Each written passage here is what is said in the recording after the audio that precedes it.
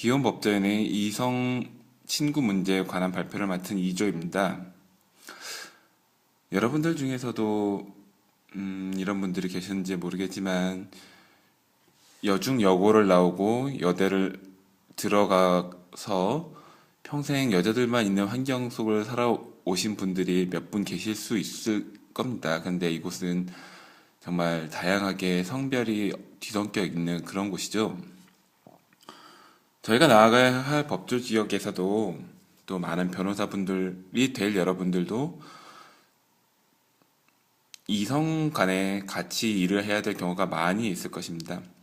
저희는 그런 경우에 있어서 저희가 앞으로 만나야 할 상황들과 또 그런 상황들에서 이성 관계를 어떻게 해결해 나갈 것인지 그 복잡하고도 오묘한 부분들에 대해서 저희들이 생각해 본 바를 간단한 프레젠테이션으로 만들어서 여러분들에게 보여드리려고 합니다. 지금부터 화면을 봐주세요. 자, 이 영화는 여러분들이 알고 계시는 분들이 있으신가요? 안 듣고 계시는 분이 있으시다면 상당히 나이가 있으신 분일 텐데요. 해리가 셀리를 만났을 때라고 하는 미국 영화입니다.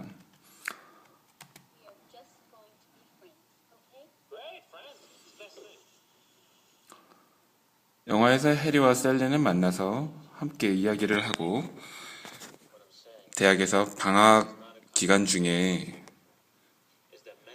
이 부분은 고치겠지만 뉴욕으로 가는 길에 함께 카풀을 하면서 남녀 간의 친구가 가능한지에 대한 이야기를 하고 있습니다.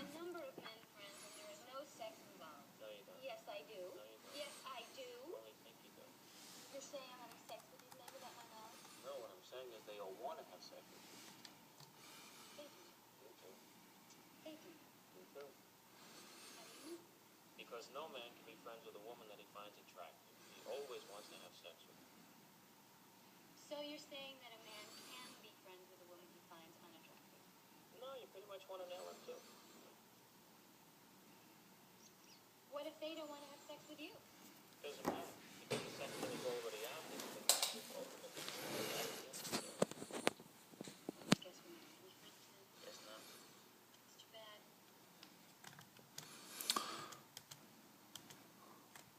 자, 지금까지 보셨는데요. 이성 간의 친구가 과연 될 수 있을까요? 여러 가지 문제가 있을 수 있겠죠? 저희들은 이 이야기를 한참 동안 이야기를 해봤지만 정말 이성 간의 친구가 될 수 있는지는 고사하고 친구란 무엇인가 자체에 대한 문제에 빠지게 들게 되었습니다. 우선 이성이 무엇인지는 다들 알고 있을 테니까 친구란 것의 정확한 정의가 필요하겠죠? 저희들은 친구라는 것을 아는 사람과 애인 사이에 있는 그 무엇이라고 보았습니다. 그러나 친구의 정확한 정의에 대해서는 정말 다양한 학설들이 나왔는데요. 그 중에서도 최협의설로서는 정말 진정으로 자신의 가치관과 사고체계 등이 공유되고 있는 사람들을 친구라고 부른다고 하는 학설이 있었고요. 그 외에도 협의설로서 부탁을 주고받을 수 있는 사람이어야 친구라고 할 수 있다고 하는 협의설, 그리고 광의설로서 오랜 동안 같이 시간을 지낸 사람을 친구라고 보는 관점이 있는 광의설이 있었고, 최광의설로서 그냥 친한 친구와 안 친한 친구를 나누는 이원론적인 사고방식에 입각한 최광의설도 있었습니다. 보통 친구의 사전적인 정의를 말하라고 한다면 곁에 두고 함께 오랫동안 지내온 사람을 벗을 친구라고 한다고 하죠. 그렇다면 저희가 원래 하고자 했던 문제인 이성 간의 친구가 될 수 있는지의 문제에 대해서 다시 돌아오도록 하겠습니다. 이 시트콤은 여러분들도 잘 아시고 있는 유명한 프렌즈입니다. The most unbelievable thing happened to me today. Hi. Hi. So I'm having lunch at Monica's, and this guy starts talking to me, and it turns out he works for a buyer at Bloomingdale's, and there happens to be an opening in his department. So I gave him my phone number, and he's going to call me this weekend to see if he can get me an interview. I know. What, so this guy's helping you for no apparent reason? And he's a total stranger? Yeah, his name is, Mark something. Huh, sounds like Mark something wants to have some sex. What? Oh, I'm just saying, I mean, why else would he just swoop in out of nowhere for no reason. To be nice? Hey, Joey, are men ever nice to strange women for no reason? No, only for sex. Thank you. 정말로 그럴까요? 남자라는 이유 때문에도 참 여러 가지로 위축되는 느낌이 드는데요. 그렇다면 좀 이제 원래의 문제로 돌아가서 정말로 이성과 친구가 될 수 있는지에 대해서 이야기하기 위해서 저희들은 아까 얘기하던 친구의 정의에서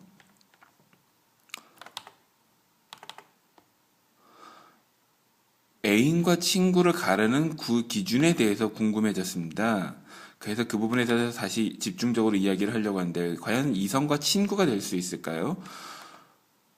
그 부분에 대해서 친구와 연인 사이를 나눠 본다고 할 때, 저희들의 토론은 긍정설과 부정설로 나뉘었습니다. 긍정설에서는 특정한 기준이 있다면 충분히 이성과도 친구가 될 수 있고, 그 우정을 나눌 수 있다고 보았습니다. 반면에 부정설의 경우에는 예를 들면 술을 마셔서 둘이 함께 술자리를 가졌던 경우에 어느 누구도 술자리에서 술을 마시게 되어서 이성이 마비되는 그 순간에 남과 여가 또는 서로 다른 이성이 계속해서 친구로 남아있으리라는 것에 보장할 수 없다는 결론에 없다고 하는 예를 들면서 원시적인 불능을 주장하고 있었습니다. 한편 그와 함께 이 문제 자체가 처음부터 기혼 법조인의 이성교제라는 부분에 집중되어 있었기 때문에 결혼한 배우자라고 하는 관점에 대해서 생각해 보았습니다. 역시 사람이 결혼을 하게 된다면 두 사람이 만나서 사회적인 인정을 받아 가정을 중심에 두고 있는 새로운 생활관계를 형성하게 되겠는데요. 그렇게 될 경우 전반적으로 이 부분에 뭐라고 하지? 통계 조사가 좀 더 추가돼야 될 것 같습니다. 그래서 그런 부분이 있고 이런 경우에는 상당히 많은 변화가 있다고 합니다. 단순히 한 사람이 개인만이 아니라 가정이 한 사람으로서 들어가게 되는 것이겠죠. 그렇다면 정말 문제가 되는 기혼자의 이성 친구라는 그 기준을 놓고 볼 때 저희들은 다시 한번 앞에서 이야기했던 불능설을 넘어서서 가능하다는 학설 내에서도 긍정설 내에서도 표시주의와 의사주의로 구분을 나누도록 하겠습니다. 이성 친구와 애인을 가르고 있는 그 구분하는 기준이 무엇인지 거기에 대해서 생각을 해보려고 하는데요. 역시 이 부분에 대해서도 학설이 갈렸습니다. 표시주의와 의사주의로 나뉘었는데요. 외부적인 시선을 아무래도 의식하지 않을 수 없다고 하는 것과 내면의 진위가 제일 중요하다라고 하는 학설이 차이가 있었습니다. 그러나 저희들은 오랫동안 서로 간에 협의를 한 끝에 결국 배우자가 원하지 않는 사람을 만나지 않은 것이 가장 합리적이라고 하는 결론에 도달했습니다. 이걸 배우자 기준설이라고 이름을 붙이기로 했는데요. 윤리적인 중거점에 대해서 행동의 어떤 지침을 마련할 수도 있고 당사자 간의 합의에 거친다고 하는 점에서 합리성을 인정할 수 있으며 가족의 안정이라고 하는 가장 중요할 수도 있는 가치, 인간에게 빼놓을 수 없는 가치에 대해서 배려하고 있다는 점에서 상당히 합리적인 기준이 될 수 있다고 생각합니다. 기혼 법조인의 이성교제에 있어서는 결국 법조인이라는 법조인이라는 위치가 타인에게 법을 지키라고 말을 해야 되는 위치이기 때문에 직업 윤리가 물론 중요하시지만 개인의 윤리도 빼놓을 수가 없는 부분이라고 생각합니다. 가족에 대한 배려는 제3자가 볼 때도 가장 유효한 기준으로서 작용할 수 있다고 보이고요. 그 외에도 만약 배우자가 중심이 되어서 판단한다고 하여도 배우자가 너무나 특이한 경우에 있어서 노블레스 오브리제 정신을 발휘해서 좀 더 일반적인 가족의 안정, 평온이라고 하는 기준을 중심으로 저희들이 이성 교제에 대해서 신중하게 고려할 필요가 있다는 것들에 대해서 생각을 해보았습니다. 그리고 또한 저희들은 그에 더해서 판사와 검사 그리고 변호사들이 법조 사명이 있어서 변호사의 특수성이 있는지에 대해서 좀 더 생각을 보충적으로 생각을 해보았습니다.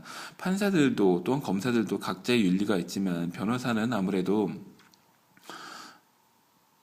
아무래도 그 세일즈나 마케팅을 해야 될 수도 있는 일인데요. 그런 경우에는 더욱더 대인관계에 신경을 많이 써야 되고 접해야 되는 사람이 많기 때문에 현실적인 문제에 있어서 본다면 변호사에게 좀 더 특별한 윤리성이 요구된다고 생각합니다. 변호사의 경우에도 윤리 기준은 공무원의 그것에 준하고 어쩌고 저쩌고 좀 더 빨리 하고 마무리를 이제 하면서 저희들은 마지막으로 이 부분에 대해서 남편의 기준과 아내의 기준이 달라질 수 있는지에서 생각을 해보았습니다. 결혼정보업체가 조사한 바에 의하면 외도의 범주는 어딘가라고 하는 부분에서 남자와 여자는 극명한 차이를 보였습니다. 여성들은 지속적인 연락을 기준으로 외도를 정의하였고 남성들은 성적인 접촉을 기준으로 보았습니다. 또한 저희들 내부에서도 이러한 기준을 측정해 보았을 때 전체적으로 보는 게 좁기는 했지만 그럼에도 불구하고 이 좁은 모델 속에서도 특별히 여성들은 더 기준을 높게 두고 있었다는 것을 확인할 수 있었습니다. 이상으로 저희들이 지금까지 한 발표를 마치도록 하겠습니다.